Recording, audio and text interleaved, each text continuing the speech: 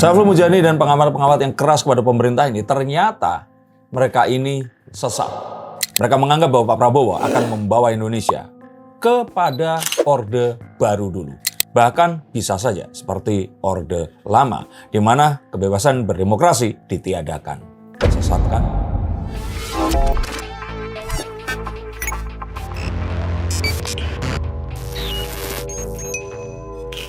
Halo Sainsikers, kembali berjumpa bersama saya Denny Darko. Tidak ada yang namanya misteri, yang ada adalah tanda-tanda yang kita semua coba untuk mengerti. Akhirnya saya memahami pola pikir mereka setelah menonton podcast di tempat Akbar Faisal. Bang Akbar ini menanyakan apa alasan Saiful Mujani begitu keras.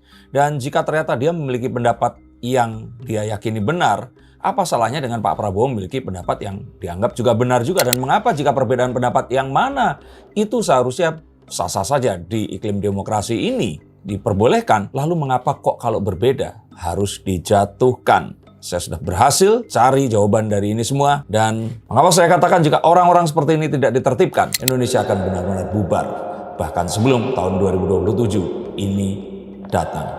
Di podcast Bang Akbar Faisal menjelaskan bahwasanya Pak Saiful di situ, dan Pak Saiful sendiri menjelaskan bahwasanya Pak Prabowo itu ada intensi, menurut keyakinan dia, Pak Prabowo ini ada intensi membawa Indonesia ke era Orde Baru atau bahkan Orde Lama yang ingin berkuasa terus-menerus gitu. Jadi nggak ada batas harus diganti tuh per 5 tahun. Yang mana menurut dia juga tudingan itu atau mungkin pikiran itu lahir dari permintaan Pak Prabowo yang ingin mengembalikan Undang-Undang Dasar 1945 yang tanggal 18 Agustus ya kurang nggak salah ya. 18 Agustus yang mana di situ tidak ada demokrasi sama sekali, rakyat tidak dilibatkan, MPR yang memilih presiden dan lain-lain lah begitu. Cuman menurut Mas Denny sendiri, apakah memang ini sebuah kesimpulan yang benar atau sesat pikir yang mencoba untuk disebarkan? Yang pertama tadi kalau dibilang bahwa demokrasi itu tidak ada sama sekali, itu keliru. Demokrasinya di sini demokrasi permusyawaratan dan perwakilan, yaitu lewat MPR. Dan di sini MPR dan DPR pun itu kan nggak dipilih langsung oleh rakyat kan. Dan ini yang dipermasalahkan karena menurut kepercayaannya Pak Saiful Mujani ini, kita itu sudah maju demokrasinya, dan di era reformasi kita ini sudah melakukan pemilihan langsung secara langsung yang terjadi hingga saat ini.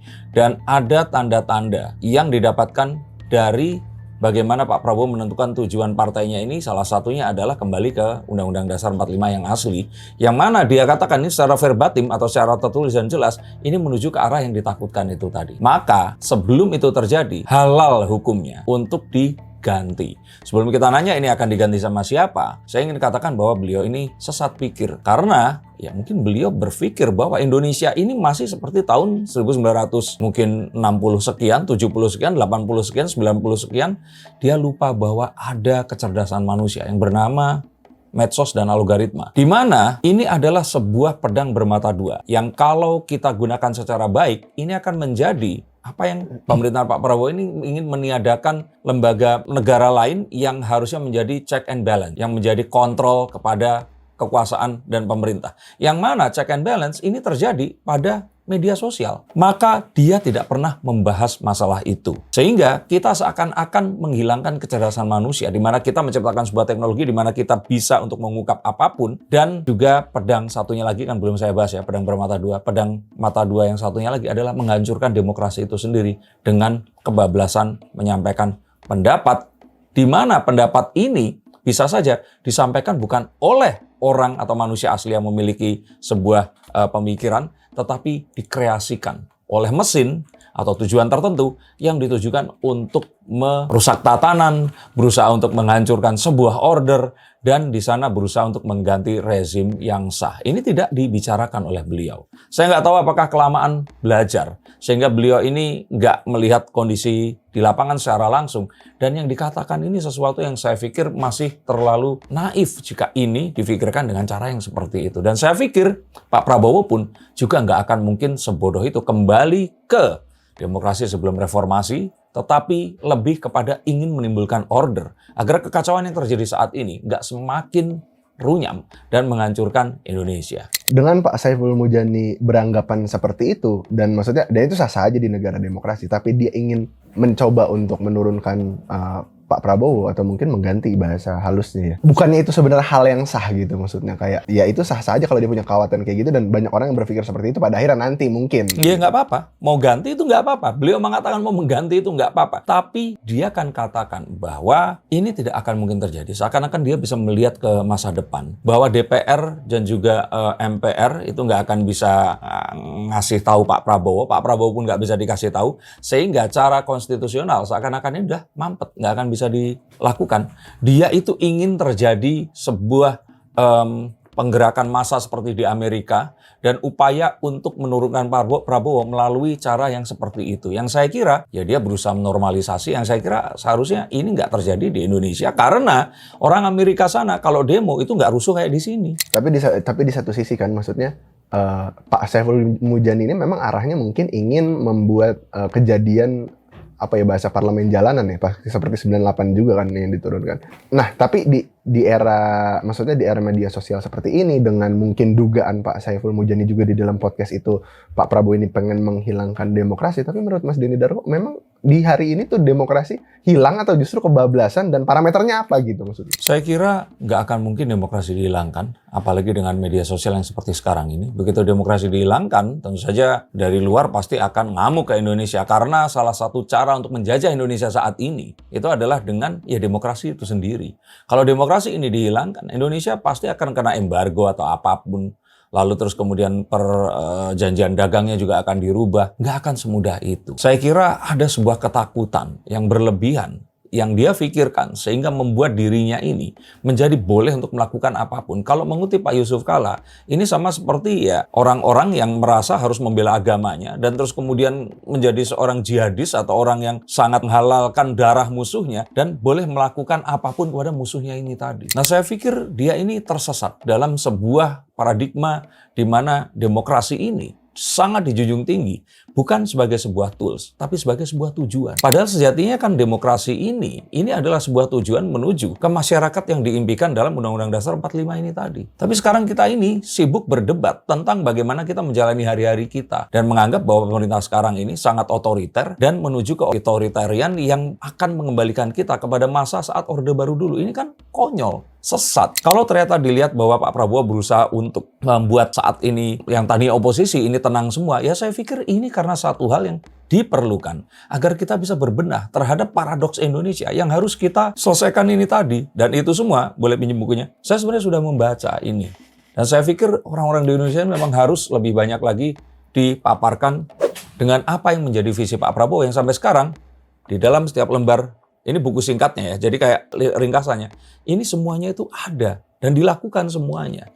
Dan saya kira mungkin Pak Saiful Mujani nggak baca buku ini sepertinya. Mas, tapi kan sebenarnya ada sedikit pertanyaan besar di dalam statement Pak Saiful Mujani yang mungkin ya, maksudnya masyarakat juga harusnya tanyakan bahwasanya Pak Saiful Mujani ini punya keyakinan yang besar bahwasanya demokrasi yang dia maksud ini, yang dia pertahankan atau mungkin dia perjuangkan ini adalah obat paling baik untuk Indonesia. Maksudnya kan kita katanya dia dalam podcast itu demokrasi ini sudah cukup maju hingga hari ini, melewati beberapa fase lah, Orde Lama, Orde Baru, reformasi. Nah, tapi apakah demokrasi ini di hari ini tuh sudah menjadi obat yang tepat gitu untuk Indonesia sendiri? Dia nggak pernah membahas itu. Menurut Mas Denny Darko seperti apa? Saya pikir demokrasi sendiri nggak bisa dilihat sebagai sesuatu yang terus kita kurung ke dalam sebuah konteks yang oke, demokrasi itu ini ya. Karena demokrasi itu sangat luas. Dan itu pun harus disesuaikan dengan di mana kita ini berada. Sama seperti pakaian, sama seperti sepatu. Sepatu di negara beriklim 4 musim sama 2 musim ini tentu saja berbeda. Pakaian pun juga demikian. Maka saat terus kemudian ada ketakutan kembali ke demokrasi Pancasila hanya karena demokrasi Pancasila di saat itu sebelum ada sosial media ini diselewengkan menjadi sebuah kekuasaan yang absolut yang nggak terus kemudian saat kita kembali ke sana itu akan terjadi. Atau saat ketakutan saat demokrasi ini menjadi demokrasi terpimpin seperti saat Pak Soekarno dulu. Ini sesuatu yang aneh. Sehingga kalau saya boleh katakan di sini ada sebuah alasan yang lainnya yang mungkin ada di dalam hati tidak bisa terungkap dan saya duga ini berkaitan dengan ya proyugnasinya beliau. Karena tokoh-tokoh yang didukung Pak Saiful Mujani pun ini saya lihat ya nggak pernah sukses untuk naik. Pak Saiful Mujani dengan segala hormat memang kaum kalah gitu loh, yang saat mendukung Prabowo mungkin dulu itu nggak menang, saat Prabowo kemudian bareng sama Pak Jokowi dia sekarang nggak mendukung. Jadi ada ketakutan di mana kalau ternyata satu pemerintahan ini dianggap gagal, ini makanya harus diganti oleh pemerintahan yang merupakan antitesis.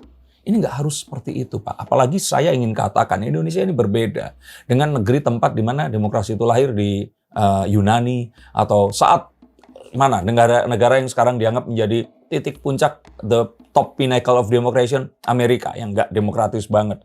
Jadi saya ingin katakan bahwa ada sebuah kerangka berpikir yang tidak berhasil disusun karena ambiarnya mungkin bisnis beliau, cita-cita yang ingin dilaksanakan tapi terus kemudian tidak terwujud, dan berkumpul dengan orang-orang yang stres. Kita tahu kan kalau orang susah ketemu orang susah, yang ada curhat, saling curhat gitu loh, nggak terangkat jadinya.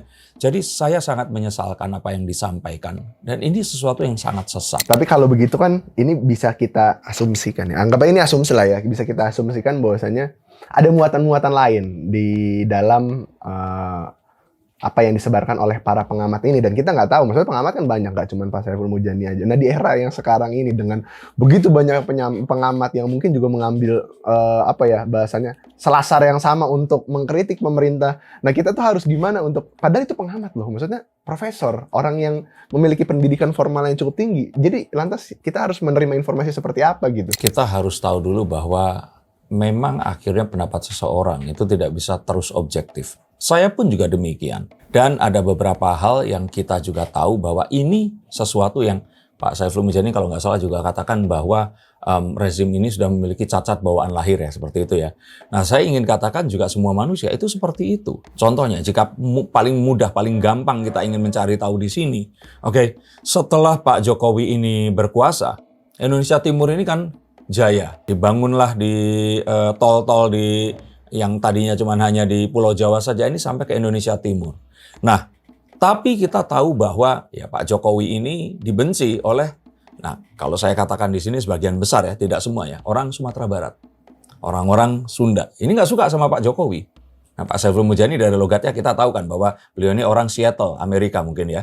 Dan kita berpikir bahwa hal seperti ini tentu saja dipengaruhi oleh lingkaran atau orang-orang di sekitarnya. Ferry Amsari orang mana kita tahu, Pak Saiful Mujani, dan ya bisa saja ini semua terbawa oleh hal-hal yang seperti itu. Kalaupun ternyata ada orang-orang Jawa juga yang nggak suka ini, ya karena mereka ini pun akhirnya menjadi mungkin saja seperti Dandi Dwi Laksono di situ, yang kemarin itu menjadi sutradara dan juga pembuat film Dirty Vote 1 dan 2. Nah, maka kita bisa katakan bahwa semua orang ini memiliki kepentingannya, yang mana nggak bisa disalahkan karena pemerintahan Orde Baru itu nggak berlaku adil kepada mereka. Orang-orang di Aceh, orang-orang Sumatera Barat, orang-orang di daerah-daerah yang selama ini menjadi tempat pemberontakan, kan daerah-daerah yang ya kita tahu itu nggak dibangun oleh pemerintahan Orde Baru. Sangat disayangkan hal ini tidak bisa dikomunikasikan, dan ini pun yang akhirnya menjadi cacat bawaan di pemilu itu tadi. Maka harapannya di sini adalah kebebasan ini masih tetap ada, tetapi teratur.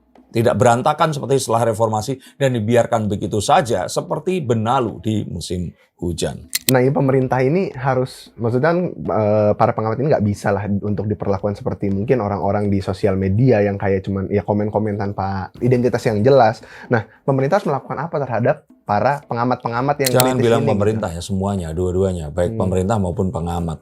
Saya merasa bahwa pemerintah ini itu tidak melek kepada dinamika di sosial media. Bahwa ada masyarakat yang menyuarakan ketidakadilan dan menginginkan sebuah perbaikan. Dan ini juga nggak bisa dipandang sebagai sebuah kritik yang selalu didanai oleh asing, pengamat yang tersesat atau apapun. Pun juga dengan pengamat ini tadi, jangan terus memandang bahwa jika sudah seperti ini kayak peperangan yang menghalalkan darah musuhnya. Sehingga apapun itu harus dilakukan. Saya kira kita harus tahu bahwa kita ada masih dalam satu perahu yang sama.